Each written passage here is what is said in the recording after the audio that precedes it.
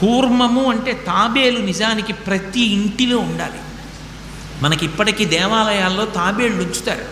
ప్రతి దేవాలయంలో తాబేలు ఉంటుంది. పూర్వం ప్రతి నూతిలో ఒక తాబేలు నుంచేవారు.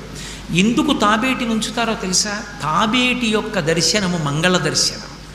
తాబేటి వంక చూస్తే మంగళం. అందుకే ఇంట్లో కనీసం తాబేలు బొమ్మ అట్టి ఉంచుకుంటారు. ఉంచుకుని ఒకసారి ప్రయత్నపూర్వకంగా దాని వంక చూస్తారు.